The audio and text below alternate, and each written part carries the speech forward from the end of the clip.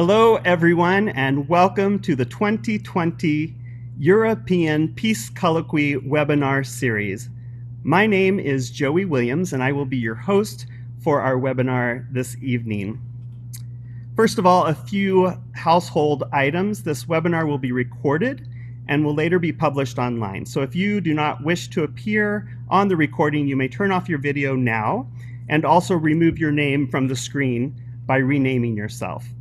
Please remember to remain muted at all times for the sake of the recording.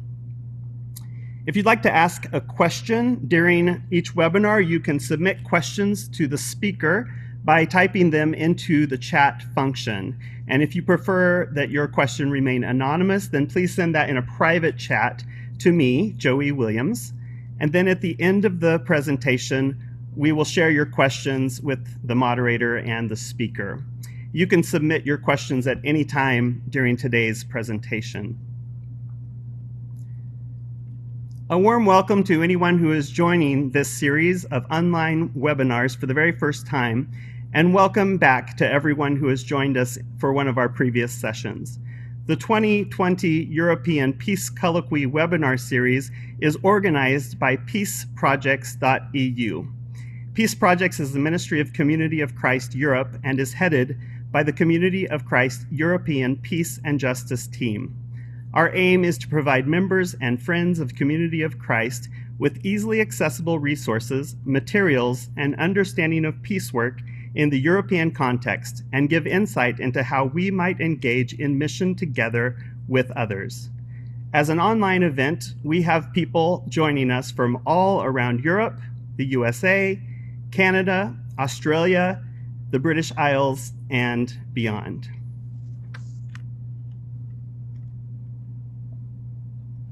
A very warm welcome to everyone. The theme of our webinar series is Peaceful Humanity, a New Creation. And we are excited about today's webinar and our distinguished speaker, and we look forward to sharing in this learning time together. Today's webinar on ecumenical and interfaith partnerships and advocacy explores the dimension of forming action teams in our 7-dimension model of holistic peace. It's very important to understand not only our individual impact and potential for peace, but also to understand how important and essential working together can be for long-lasting peace, and to see how much can be achieved when we act as one together. Our speaker this evening is Zac Harmon-McLaughlin, and shortly, L. Ray Henriksen will introduce him. He will be speaking on ecumenical and interfaith partnerships and advocacy. But I want to bring your attention briefly before our speaker talks to our next webinar, which will be on Thursday, August the 20th. Our speakers, Ryan and Georgia Comans, will be exploring the question, can peace begin on our plates? Nonviolence and what we eat. So I will now pass this over to L. Ray Henriksen to introduce this evening's speaker. L. Ray, take it away. Thank you, Joey. It's so good to see so many of you here for this webinar series. Welcome, or as we say in Norwegian, velkommen. First of all, I just want to lead our attention to what has happened also at the recent disaster in Beirut, Lebanon. And our prayers are raised for the families and communities struggling with its aftermath in a time that was already so difficult for so many people. And I encourage many of you to make a donation to one of the organizations that are helping on the ground if you have that possibility. Another item is that today is also the 75th anniversary of an atomic bomb being dropped on Hiroshima. Gathering to further our work on peace is important on such a day. In that regard, I invite you also who are on Facebook to visit the new Community of Christ Peace and Justice page. We have posted Andrew Bolton's most recent article on the legacy of US President Harry Truman, who was from Independence, Missouri, and how that relates to the peace mission of Community of Christ. Andrew will also hold the Community of Christ Historic Sites lecture on August the 8th for those of you who might be interested in hearing that. There's more information on the Facebook page and at the end of his article. Now, I'm very happy to introduce our speaker today, Zac Harmon-McLaughlin. I've had the opportunity to study under Zac in the Community of Christ Seminary, where he serves as Dean and faculty member of the seminary and the Religious Studies program of Graceland University. Zac is one of those very approachable people, generous in his thinking and just outright kind. I've had the pleasure to study in one of his classes, and it was on contemporary culture theologies, and it's very challenging material and very topical even to our conversation in this peace colloquy. Zac has been a full-time pastor, a missionary coordinator, and served as mission center president in the USA and Mexico. So he has a lot of experience working with congregations and all sorts of teams to make mission and projects for peace become a reality. Zac is married to Katie Harmon-McLaughlin, and together they are raising their beautiful daughter, Emma. Zac is passionate about peace and justice, and you'll be drawn into the work through his energy and deep desire to see peace and justice come alive in our local neighborhoods and churches. He truly believes in the power of just a few to make a great difference. He recently invited people to join him in front of the Community of Christ Temple to listen to peace activists speak on racial justice, and then to walk peacefully to the front steps of the Town Hall of Independence, where everyone then knelt down for 8 minutes and 46 seconds in remembrance of the tragic killing of George Floyd. And more than 200 people joined him that day. Zac, welcome, and thank you for being our third guest of the 2020 European Peace Colloquy webinar series. We look forward to your presentation on ecumenical and interfaith partnerships and advocacy. Take it away. Thank you, El Rey. I really appreciate that introduction. El Rey may have called me approachable, but we'll see how you feel about that at the end of this presentation. I'm not apologetic about peace and justice. I am apologetic if I accidentally offend anyone. So I will do my best not to do that. But I am serious about this stuff, and you'll see why shortly. There's so much to cover in so little time. So we're going to just kind of jump right into this. But let me start with this. I live here in Independence, Missouri. I live literally about 6 houses down from Harry S. Truman's home. We find ourselves on the 75th anniversary of the atomic bomb being dropped on Hiroshima, and I am mere blocks from the home of the person who ordered that mission. The reason we talk about ecumenical and interfaith partnerships and advocacy is to emphasize a reality that we cannot simply proclaim the kingdom of God in an isolated individual bubble. We must work with all people in all places to engage in meaningful and sustainable change in the world. The work of advocacy, the work of ecumenical and interfaith partnerships, is the work of making the table larger. It is the work of bringing more seats to the table, not drawing it smaller, not making it more narrow, but expanding opportunity and invitation so that we can radically change the world. My friends, why I said I hope I don't offend anyone is I frankly am just done playing church. The church does not need, or the world rather, does not need any more complacent Christian institutions. What the world needs now are radical, innovative disciples who are willing to stand up and change a narrative of oppression, marginalization, power, greed. This is what we're called to engage in as disciples of Jesus Christ.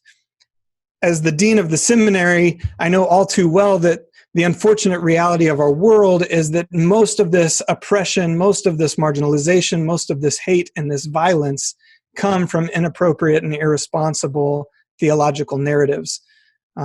What we do in the ecumenical and interfaith world is work through those theological narratives to create a different vision of what may be, so that we might participate with God in creating the conditions in which God's preferred future may be manifest. So I'm here today to give a couple examples and a little bit of storytelling about how we might change this world. And please don't misunderstand me. I love church. I am a church nerd. I'm at church. Anytime the doors are open, I'm at church. But church is so much more than Sunday morning fellowship and worship.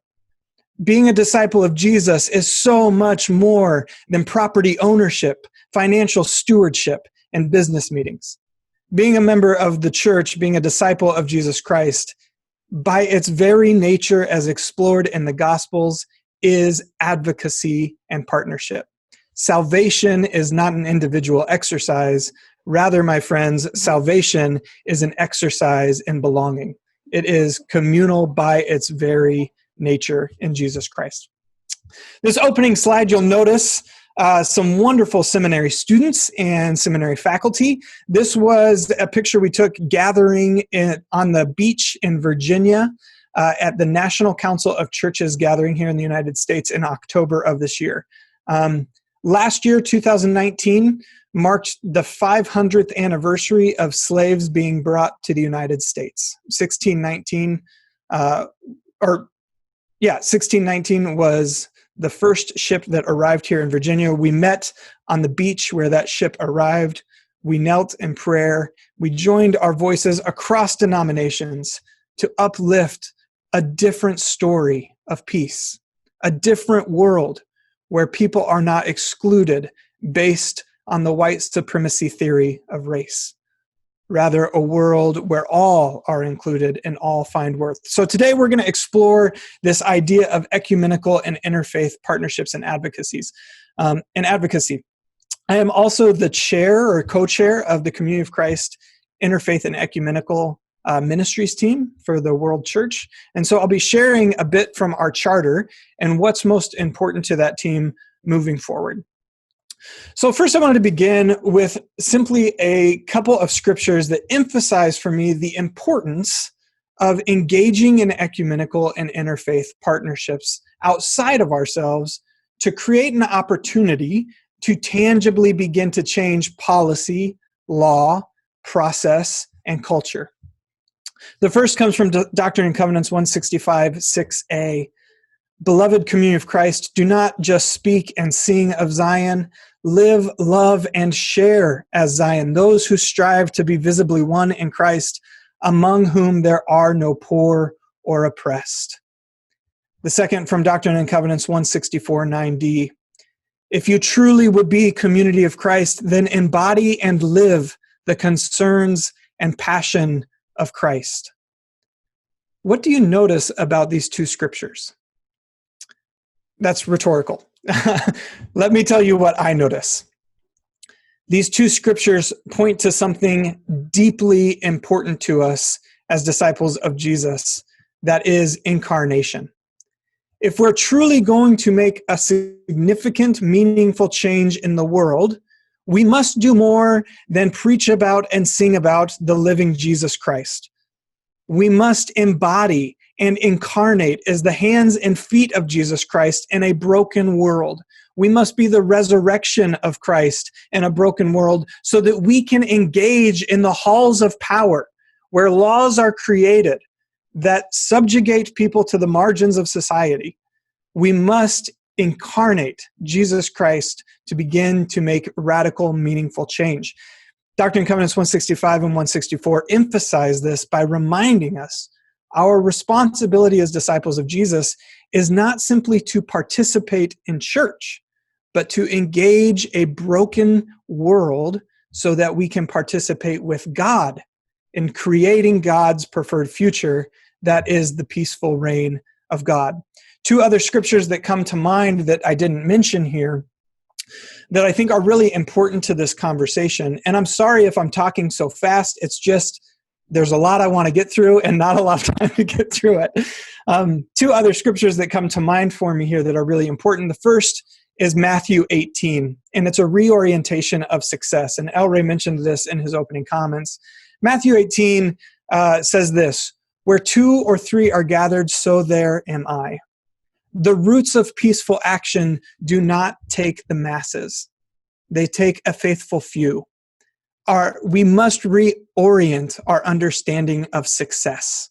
We must create a new paradigm of what it means to successfully engage in complex systems and actions. And so we begin with this idea of Matthew 18. You don't need 5, you don't need 100, you don't need 1,000, 2 or 3. Jesus shows up and powerful transformative work happens. The other emphasis is from Matthew 25, which gives us a rationale for participation with non-believers. In Matthew 25, Jesus is resurrected. He comes back. He's talking to the disciples. And do you know this story? This is what he says. Where were you when I was hungry, when I was sick, when I was cold, when I was thirsty? And the disciples are dumbfounded. They're like, what are you talking about? We never saw you. We've been believing all these things you told us to believe. And Jesus says, the Gentiles, the non-believers, showed up. And by their faith, the kingdom of God is theirs.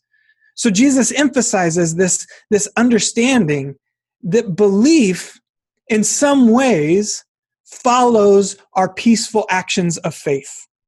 That faith without, or belief without the incarnation of faith misses the point, and Jesus goes to the Gentiles. It is also total reorientation of success. The people who are on the outside, the outsiders, those who don't think like us, those who don't believe like us, those who don't act like us, they show up. And Jesus proclaims the kingdom of God is near. So these scriptures give us a foundational starting place for why ecumenical and interfaith partnerships matter.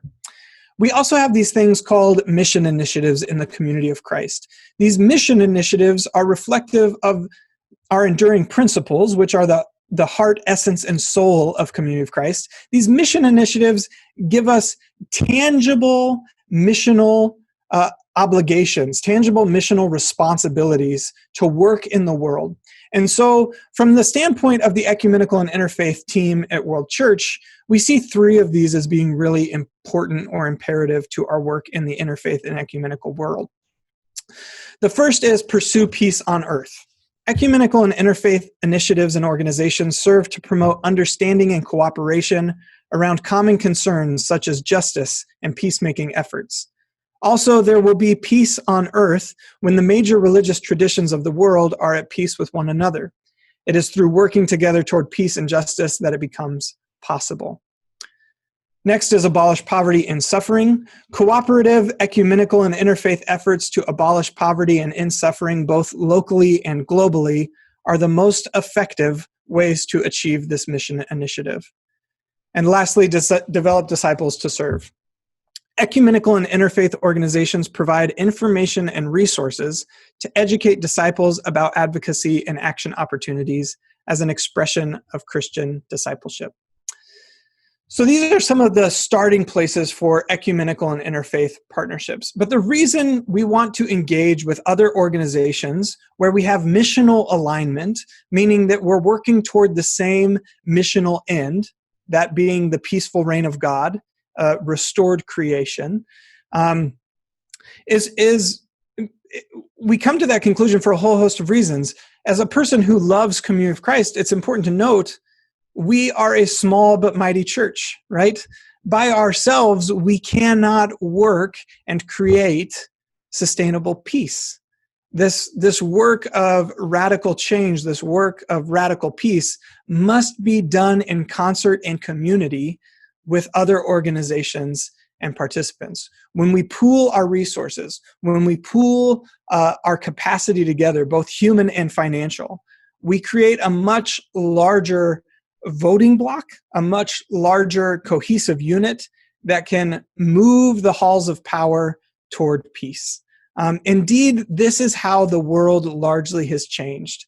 Massive peaceful protests, massive movements of marching, massive collaborative engagement of humanity who do not all think the same, but see a collective idea and work together to create meaningful change. This is the birthplace of protest.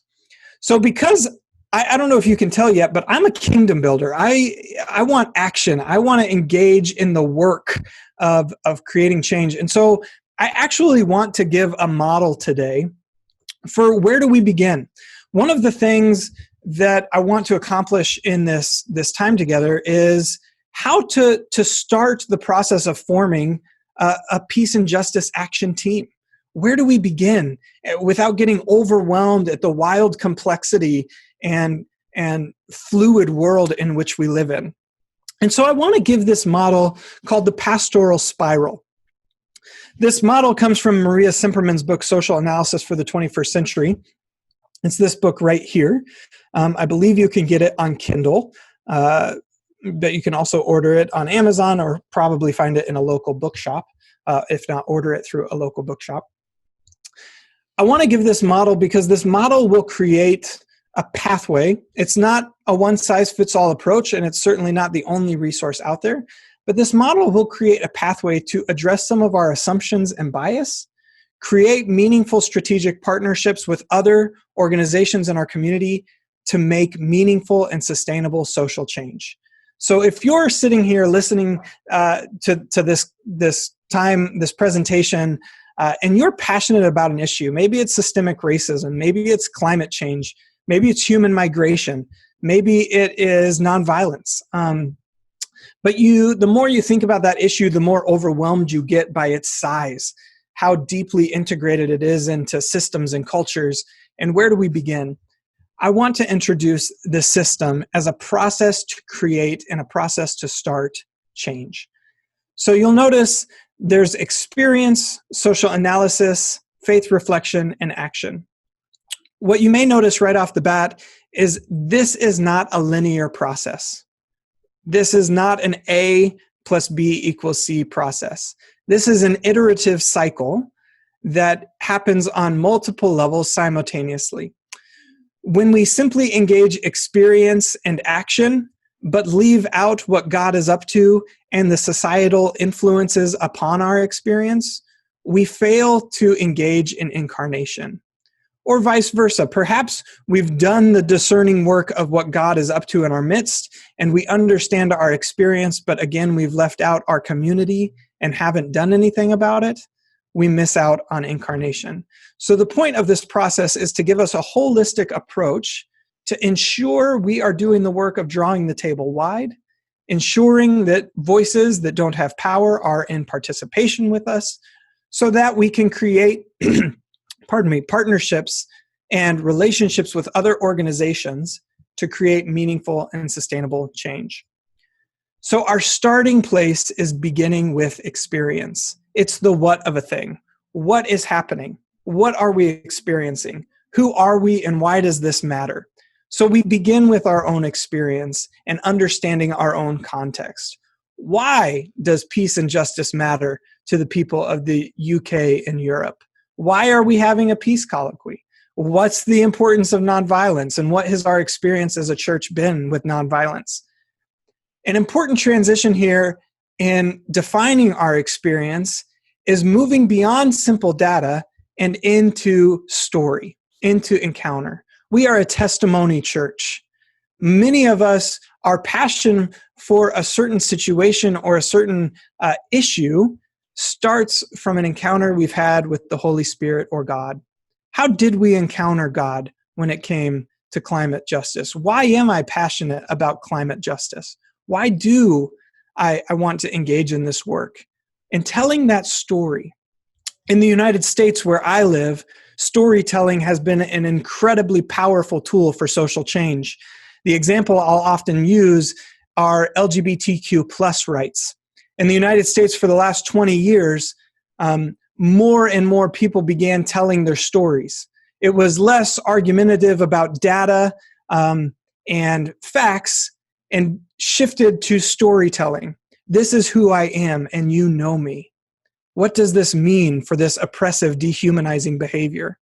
The more we tell stories and humanize our experience, the more we want to engage in collaborative community to create change in those experiences. Narrative and story are transformational.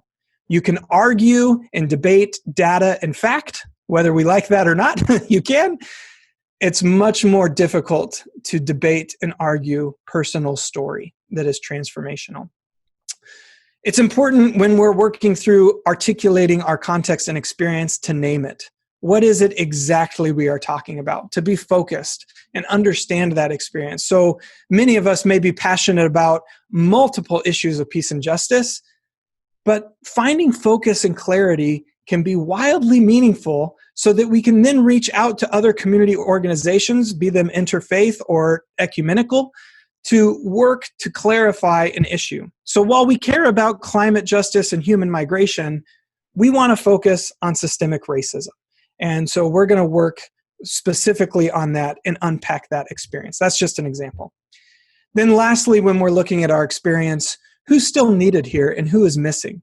Who isn't at the table that needs to be at the table that's part of what we're articulating? So if I were articulating an issue in my congregation, but I left out key voices that are connected to that experience, I would need to make sure that I bring them in to answer some of these questions and engage in this process. Next, we move to social analysis. This is where we explore the factors around our experience that may influence our experience, the pieces outside of ourselves that impact the way in which we see or experience the world. Sociological, economic, political, cultural, environmental, and religious. Who's involved and why? Is this a local issue, a regional, national issue, or is this a global issue? Am I focusing specifically on an issue in Brussels, or is this a larger issue that engages all of Belgium, or is this a bigger issue that really involves the whole EU, so on and so forth, and we work out from there.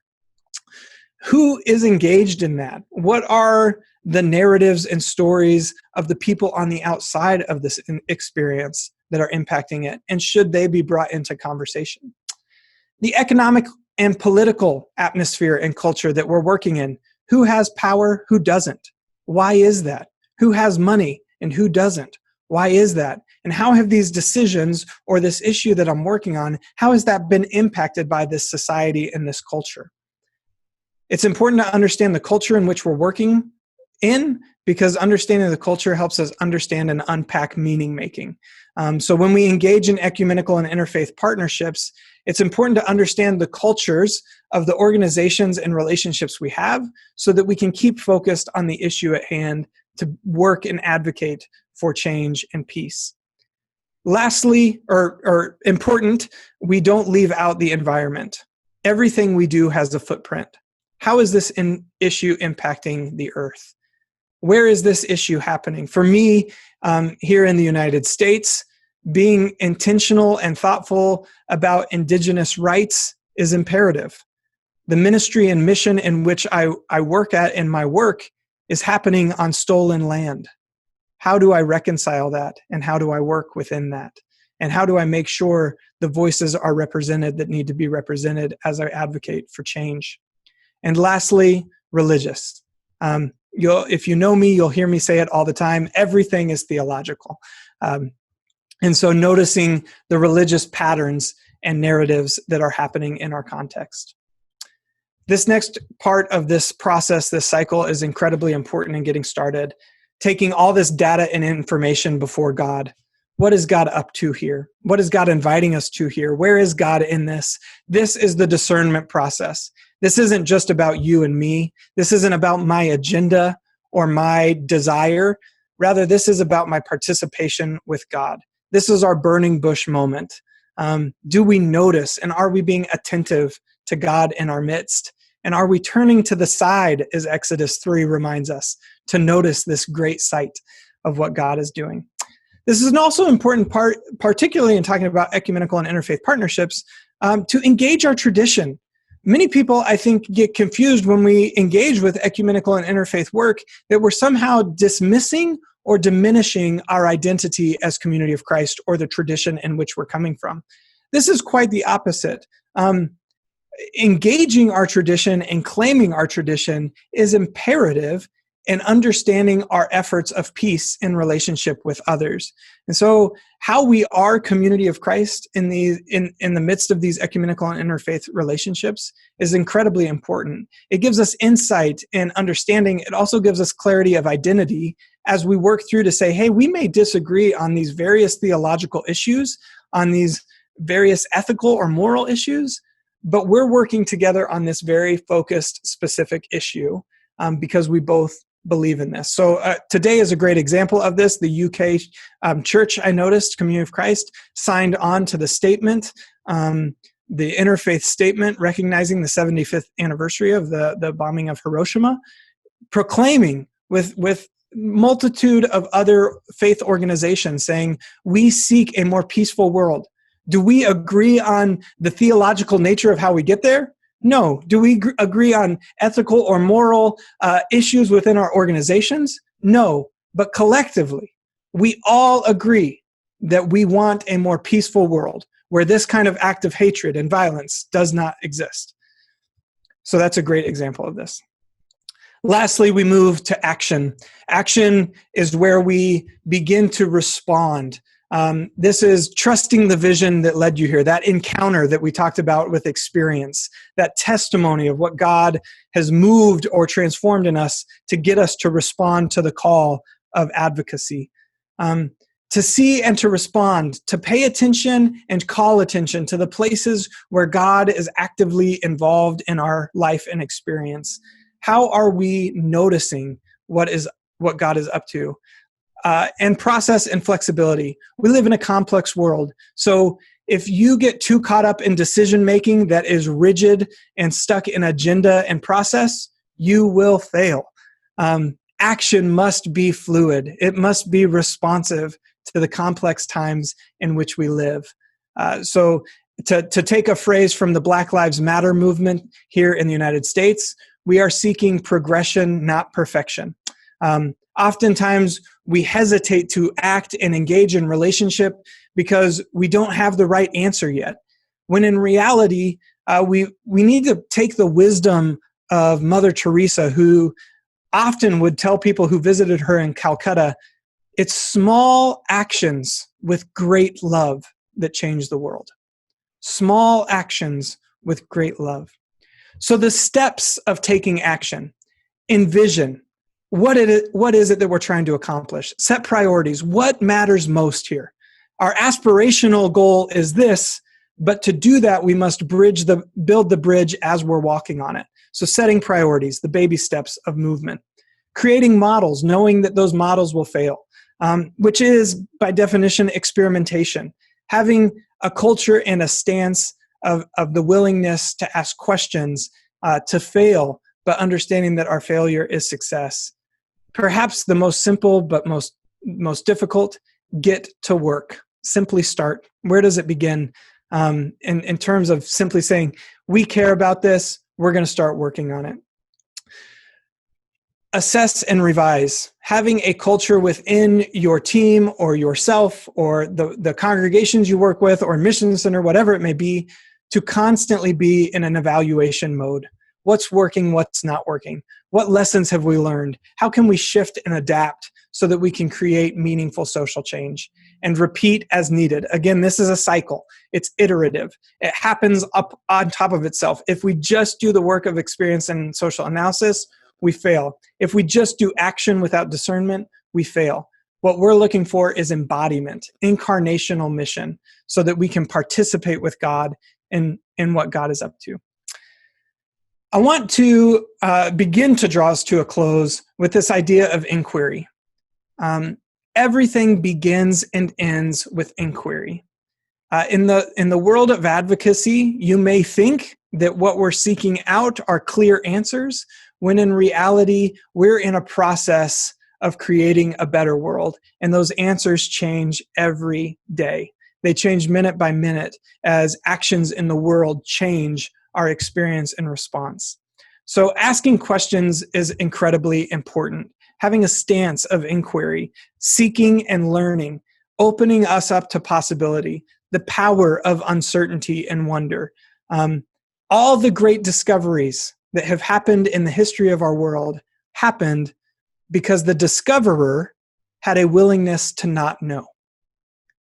So when we walk into situations thinking we already know everything, thinking our agenda and our insight is going to pave the way toward righteous justice, we're missing an opportunity to collaborate with God. So having a stance of inquiry is incredibly important, particularly when you're working in an ecumenical and interfaith environment. This shifts our paradigm of technical versus adaptive. Technical problems have fixable solutions. They're very simple, right? If I'm having a plumbing issue in my house, I call the plumbing expert, the plumber comes, fixes the problem, and it's solved. Adaptive issues require innovative and learned experience. Adaptive issues require us to innovate. There isn't a quick fix, but it must be collaborative. It must be innovative.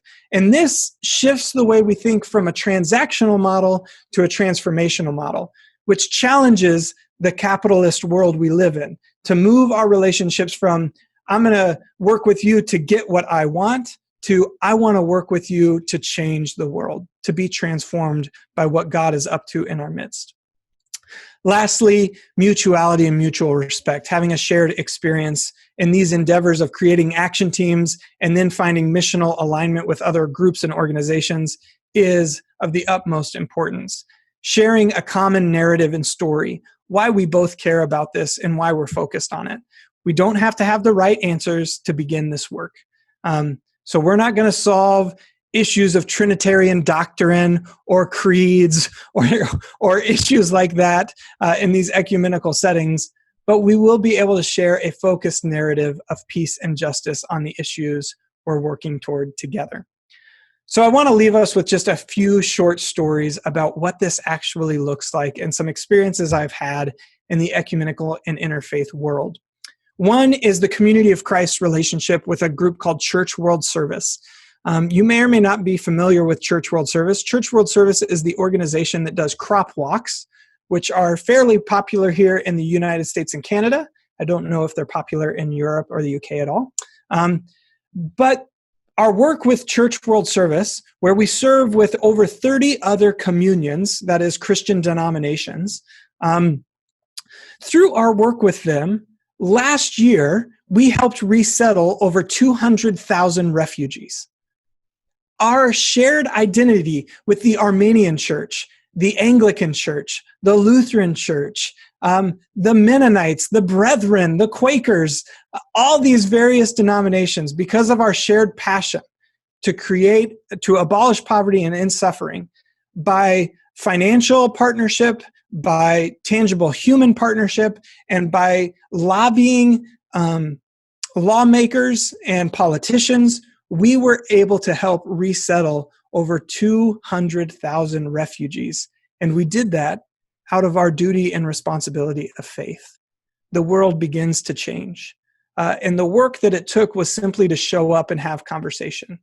How are we willing to engage this issue in the places of sanctuary and faith that we're engaged with? Another experience, when I was a full-time pastor in Southern California, I had the opportunity to sit on an interfaith panel with the local city government. This council was pulled together because in the city of Orange, over 80% of the nonprofits, the organizations that run food pantries, clothing opportunities, homeless shelters, were all run by churches or faith organizations. We sat on this panel, and as we had dialogue, we were literally changing the narrative of faith for our community. I'll never forget sitting next to my Sikh brother, actually pronounced Sikh, but I never say Sikh because most people don't know what I'm talking about when I say Sikh, so I say Sikh. Sitting next to my Sikh brother as he began to talk to the community that was sitting there and thought he was Muslim because he was wearing a turban. And he began to articulate the meaning of the turban, but went beyond that to say, my faith is a peace faith. My tradition is a peace tradition. We're sitting in a room with assumptions and narratives that think I'm out to create harm or create violence, but yet I stand here to advocate peace for humanity, peace for the earth, peace for this community. And we literally began to change the dialogue that the lawmakers of our community were having so that we could create an interfaith presence that would work to accomplish that peace. And as the representative of Community of Christ, I was quick to sign on and jump on to say, me too. I come from a peace tradition. I come from a faith tradition that calls me to engage with peace for humanity, peace for my community, peace for the earth. And lastly, an experience I had at a masjid in Walnut Creek, California. That's a house of prayer for Muslims. This was in the midst a few years ago of heightened rhetoric in the United States that was marginalizing and oppressing Muslims in the United States. By virtue of my position as an ordained minister, I donned the stole that you see behind me. I walked to the masjid with a dozen other representatives from various faiths across our city, and we stood in solidarity, telling our lawmakers to remove the travel ban that isolated and marginalized people of the Muslim faith for the city in which we love. Walnut Creek is an incredibly diverse city in the San Francisco Bay Area in California in the United States. We stood in solidarity, we pressured our local legislators, and through our cohesive voting bloc, through the representation of numbers, we were able to say, this group of people care about hospitality, about welcome, and about invitation to the stranger. We do not exclude, rather we draw the table wide. When we engage with ecumenical and interfaith partnerships, we change the world. Okay, I have gone way too long, so I apologize for that. There's more to say, but hopefully we'll explore some of that more in our dialogue and our question and answer session. So thank you for listening to a bit of that. Thank you, Zach.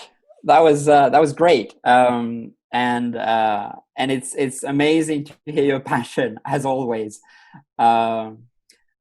I think this has been a great moment of learning for us, and I'm sure there are many questions from tonight's listeners. So I'll remind everyone to write your questions in the chat function. Again, please write questions in the chat function. So while we're waiting for Joey to put some of those questions together, I'll get us started with an initial question. You referred to it at the beginning, to two scriptures in particular, and one of those was about being visibly one in Christ. It's a term that we use in our movement as Zion or as the peaceable reign of God. I also really like when you use the term God's preferred future. Those are kind of very words that speak to me in today's context, and also among whom there are no poor or oppressed. However, when we work with others, ecumenically or interfaith, our concepts, our working concepts, and our words might differ. Our preferred vision of the future that we might ascribe to God might differ from another person's preferred future. So my question is really, what are the pitfalls and the advantages of our own concepts as we work with others? And do you have any experiences to share on that? Yeah. So indeed, our visions will be different. And we know that walking into these experiences. You may have heard me use a term in the presentation, missional alignment. This is where focus becomes really important for these relationships. The Christian church, just the Christian church, so we're not even talking about interfaith work, we're just talking about ecumenical work, has 2,000 years of different opinions about the gospel, about theology, which is why we have hundreds of Christian denominations across the world. And so we have to have an expectation that we do have a different perspective of what the kingdom of God is. And we do have a different hermeneutic or interpretation of what that kingdom of God is calling us to. And so for me, this is where focus becomes really important. Missional alignment. Is your focus on this issue in line with our focus on this issue? We're not trying to fix the organization or change the organization, and you're not trying to fix or change our organization. But what we're saying is together, we have more financial resources to influence change, and we have more human resources to influence change. And so if we can partner on this very focused issue, we can create meaningful, sustainable change. I do have a lot of experiences with this. So in the United States, I've worked an awful lot with Catholic priests and Catholic nuns, fathers, as we call them. And we hold a lot of different values. In my denomination and Community of Christ, we ordain and value women ministers. In the Catholic faith, they don't ordain and value women ministry in the same way. Yet we partner together to create voting blocks or working blocks of people who can work on very focused issues. I am not naive enough or egotistical enough to think that myself or the Community of Christ can change the Catholic Church, nor do I want to. That's not my interest. But what I am deeply interested in are finding people who have a same missional alignment, a same desire to create meaningful change on various issues. And so there's been a number of issues when it has come to human migration that I have worked in partnership and allyship with the Catholic Church. And then there have been other issues, issues of LGBTQ plus rights, where I find other organizations to work with because we're not missionally aligned in that way. And so I look for other organizations such as the Evangelical Lutheran Church of America or the United Church of Christ, where we can partner and be advocates of that specific issue. So having focus and clarity is really important. And the last thing I'll say to this, we live in a world where we're problem solvers by nature. Here's the problem, and we're going to solve it. And we often will hold ourselves hostage until we have the solution. Ecumenical and interfaith work is not necessarily about discovering a solution because our organizations are so complex and disjointed. Rather, it's about participation and progression in justice. And so we're not going to fix systemic racism with 1 or 2 marches in 1 or 2 months. Systemic racism is going to have to be strategically and consistently engaged over and over again for decades to come. And so if we hold ourselves hostage by waiting for the solution to solve the problem, we will inevitably hold ourselves back from seeking out other community organizations, ecumenical or interfaith, to begin that work of advocacy. And so we need to reorient our understanding of success so that we can participate in progression, not perfection, which is a really important distinction that we make. Thank you. I'll allow myself a follow-up question, if that's okay, because the other scripture that you used at the beginning was about embodying and incarnation, and a lot of what you've said has been about embodying or living out the passion and concerns of Christ. My question really is then, when do we know? When do we know that we're doing that? And how can the formation of action teams help us in knowing? I'm not sure I'm qualified to answer that question, but I'll give it a go. These are the jokes on Zoom, and it's hard to tell if anybody laughed at that. It wasn't that funny, but okay. So embody and live, this idea of incarnation. So I'm a major advocate for this idea of whole life discipleship. And this is the difference for me between modernity and postmodernity, which is a different lecture for a different time. But many of us on this call have grown up in a culture defined by modernity.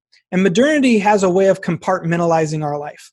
We have church here, family here, work here, this goes there. And so things tend to be compartmentalized, and we keep them somewhat separate. That's not to say that there isn't some overlap and there isn't, varying degrees of engagement. Postmodernity sets that aside and says everything is connected. If you're a disciple of Jesus at church, you're a disciple of Jesus in your family, you're a disciple of Jesus at work, you're a disciple of Jesus on the subway or the train, everywhere. And so this idea of incarnation is really about claiming this idea of being the hands and feet of Jesus. I don't know if there is one way to know when that has happened. I don't know if there's like a magic ticket or a magic formula to figure that out. But I will say this, and this is my own experience. The moments that I have been transformed, I'm fairly convinced, have been moments when God and the living Jesus were near. When there was a holistic sense of something wildly different being possible. And so those transformative moments, when you can no longer see the world the way you did 10 seconds ago, but you have to see it in a different way. And an example of this will be, I'll never forget, as a 14-year-old kid, I crossed the border in between Texas and Mexico. For those of you that might not be familiar with this context, the border between the United States and Mexico is an incredibly contentious political space in United States politics. I'll never forget, as a 14-year-old boy, crossing the bridge over the Rio Grande, and as I'm crossing it, there are children younger than me with long poles and buckets attached to the poles, reaching out, begging for money, begging for anything they could get from this 14-year-old white boy from the U.S. crossing this border. In that moment, Jesus showed up. And I could no longer look at the world and see my complacence and my privilege and my status of economic class and just be okay with it. Because at that moment, I knew that the world was unjust, that there were God's beloved, same as me, that did not have the same opportunity, experience, or encounter that I did. And so those moments of transformation where we can no longer see the world the way we did. And this is frankly what pushes me into advocacy, to say, I can't pretend like I'm a disciple that is okay with just Sunday morning worship. I need more than that. The God and Jesus I know have compelled me to go out into the world and to challenge systems of power until all have worth and belonging. And that's incarnation. That's at least an experience of it. Thank you so much. Joey, do you have any questions from people that yes, you we would have like to several share? questions that people would like some answers to from you, Zac. The first question I'm going to ask comes from the UK, and Andrew has shared this question.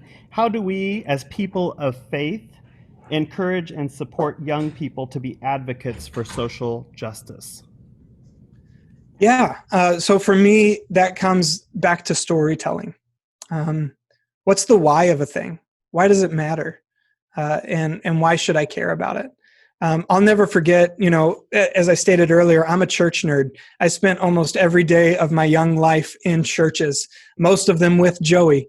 Both of my parents have worked for the church in various capacities, and so I spent my life in church.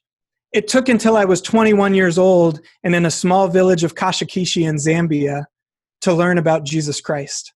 It was the first time in my life when I began to hear that Jesus was less about me and more about the other. And I didn't know that. And so my story of faith was really driven by an individual identity of, why does this matter for me? And why is this important for me? And the more I learned about Jesus, the more I learned about the other, that this idea of in their welfare resides my welfare.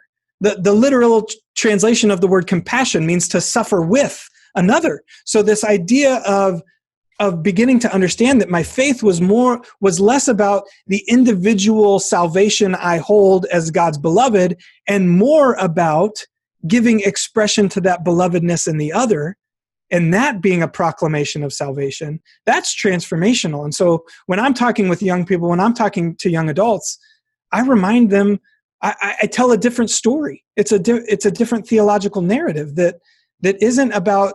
I'm gonna use the word spiritual consumerism, and what I mean by that is me church. I need these things to fill me. I need to be filled. I need to get this. While that's important, we are a people of the temple. this is a spiral. This is the inward-outward journey. And what often happens is we're really good at one of those two things, but rarely are we good at both. And what I mean by that is you have congregations that are really, really good at the inward focus of nurturing and care of our people, which is important, and we got to do it. Or you have congregations that are so focused on mission and invitation and peace and justice that they're forgetting to nurture and care for the community. What we need is both. We need a theological and faith narrative that reminds us of the inward-outward journey of our discipleship. And that's, again, not to beat this, but that, again, draws us to incarnation, the inward-outward journey of the disciples. So it's our story. Thank you. That's really good because in some ways, that outward journey we express in the term Zion in Community of Christ, and this idea of the kingdom made manifest, the kingdom made real on earth. Have you found other expressions of Zion as you've been working with other faith traditions? And what have you found unique and valuable to inform your understanding of your own concept of Zion through other people's vision of that? That's a great question. Yes, you can't have relationship with others without learning from them and encountering profound truths about their experience. So I've been deeply moved by learning more about the Sikh tradition and the Muslim tradition, particularly in my work in California and some of the hostile dialogue around the Muslim faith in the United States, learning more about some of the peace narratives that come out of that tradition has been incredibly eye-opening. And in particular, learning more about the Sikh tradition and the emphasis of peace in that tradition, drawing them to a new creation has been deeply, deeply meaningful. I don't want to be Muslim or Sikh, but I'm moved by the wisdom and insight of the tradition and what that calls us toward. In terms of how that has shaped or how I've engaged my understanding through a Community of Christ lens, one of the things that I have really loved, in many ways, Community of Christ is really new to the interfaith and ecumenical world. While we have participated in some fringe ways for the last century, really we've only been seriously engaging in ecumenical and interfaith work for about the last 25 to 30 years, since about 1992. Over that time, my favorite thing actually has been to share a Community of Christ story. This weirdo, unique denomination that is driven by heart, that is driven by kingdom building, that has a really strange story and operates in a really different way. And seeing colleagues and peers in the interfaith and ecumenical world say, I had no idea. I just thought you were Mormon. And getting to share that story of how we are a prophetic people. And by virtue of being a prophetic people, are participating with God in God's unfolding hope of this preferred future, this peaceful reign of God. And so the prophetic nature of our vision of the Community of Christ blows people's minds. Like, wait a minute, you're participating with God? You're listening to what God is saying? It's not like written down somewhere and you're just reading it and doing it, and it's like, yeah, we're a prophetic people. We believe that God, we're in partnership with God, and that God is continuing to open up our eyes to what God is already at work doing. So I love that piece of our story. Thank you. This next question, I'm going to try to bring several questions into one question, and I will do it very unsuccessfully, but we'll try to get through this question together, I think. So the question is about your work with you're on a committee. There's the Ecumenical and Interfaith Committee now of Community of Christ. So the first part of the question is describing some of that work and what you do there. Then I want to roll in two other aspects of that, and one of those is, how have you dealt with some of the stigmatization that comes as being considered Mormons, for example, with those groups, and how have you overcome some of those things? And then the second question is, how, with your dealings with this committee, how are you trying to address some of the root issues such as bias analysis and things like that, as opposed to just the results and the consequences of things that have happened in the world? Yeah. So the Ecumenical and Interfaith team was established in 1992, I believe. Don't quote me on that date, but I think it's in that ballpark, by World Conference resolution. And on this team, we focus on a couple of priorities currently in this interconference period. Currently, we're working on expanding national recognition on various national council of churches, which is, I know, something that some folks in Europe and the UK have worked on in the past. As well as other places. So getting the Australian Church as part of Australian Council of Churches, African Council of Churches, so on and so forth. And so that's one of our priorities, is to begin the work of starting those dialogues. And I'll get to more of that in a second as I answer the second piece of that question. We also are beginning in the very baby stages of working on getting recognition on World Council of Churches. So that's a priority for us as a global denomination, to have a seat at a global table that makes global statements and responses to the complex world we live in. And then probably the most significant priority we have for this interconference period will be dear to the folks on this call. We're working on the ecumenical and interfaith response to nonviolence. So what are the implications of nonviolence in an ecumenical and interfaith setting? What are the impacts or integrity of that conversation in our relationships with various national and international organizations, in our partnerships with other denominations and other faiths? And so exploring how the church might respond to nonviolence and what that would mean for partnerships in other places. So I might need your help here, Joey, just to follow that question, but I believe the second part was dealing with theological issues that may keep us from certain tables or certain partnerships. Is that? The second part, I believe, was more about how are we addressing the root causes of some of the systemic problems or issues that are out there, rather than just trying to treat them or, have a Band-Aid approach. Yeah. So in regards to that, anytime you do advocacy work, it is slow and arduous. It takes a lot of time and a lot of simply showing up. It's not necessarily hard work, but it's showing up work. So one of the ways we do this, it's very situational. So it kind of depends on the group or organization that we're working on. But one of the ways we do this, again, gets back to this idea of expanding the table, making sure the voices are around the table that need to be around the table, so that we're not getting confirmation bias or in a silo of like-mindedness, but that we're pulling in the voices that actually have experience with the issue we're talking about. So El Rey mentioned that I organized a peace march here in Independence on racism.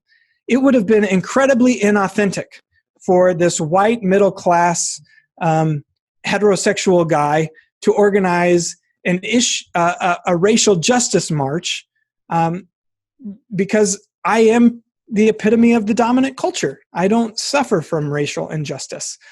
So what we did is I worked and I partnered with local advocates in our area to say, hey, I have a platform by virtue of my privilege, which I can engage people. So I'll get them to show up, and then you tell us what's going on. As a black man, as a black woman, you give us the experience of the context, because I can't do that as a white man. And so creating spaces to bring the voices from the margins or the voices of the oppressed into the room to say, you can't have a conversation about black people if there's no black people in the room. It's inauthentic. It's not ethical. And so to have those kind of opportunities to ensure that you're not creating an echo chamber of confirmation bias. And then the last comment on that is making sure that we're staying focused on the issue at hand, particularly in ecumenical and interfaith settings. It's real easy to get sidetracked by theological issues that aren't relevant to the focused issue of justice. And so to reiterate and remind people, we're here to deal with climate change. And I'm going to come at it from this angle of Scripture because that's what my faith calls me to. You're going to come at it from this angle of democratic resolution from your body, and that's great. But ultimately, we're focused on the ends, which is social change. So I could probably talk more about that, but I think those are the key pieces, ensuring that the right voices are around the table. If you ask an inadequate question, you're going to discover an inadequate solution.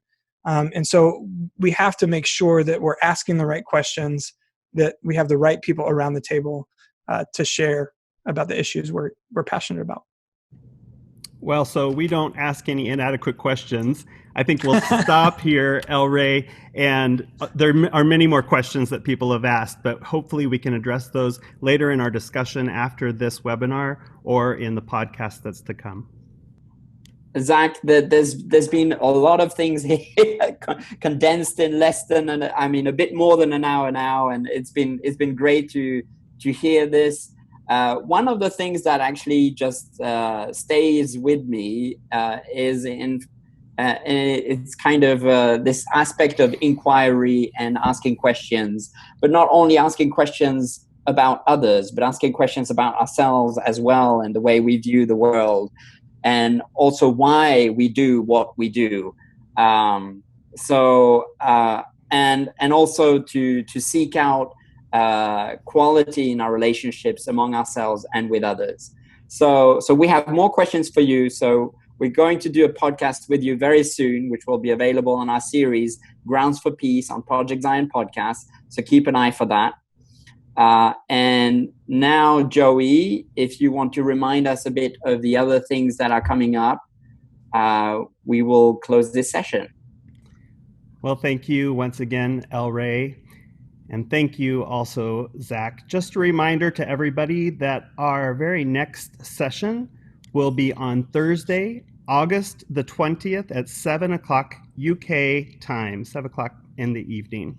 It's the same Zoom link and password. As I mentioned before, Ryan and Georgia Commons will be speaking to us on nonviolence and what we eat, and they'll be exploring the question, can peace begin on our plates?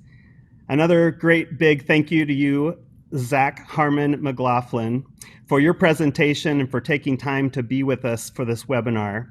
Thank you, El Rey, and thank you for all who have joined us this evening on Zoom.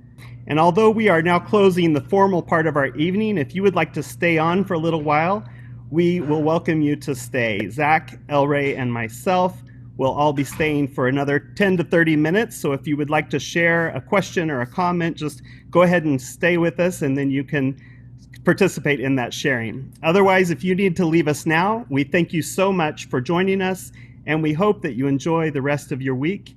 And we will leave you with this important question after experiencing this wonderful webinar: what would you do for peace? Thank you.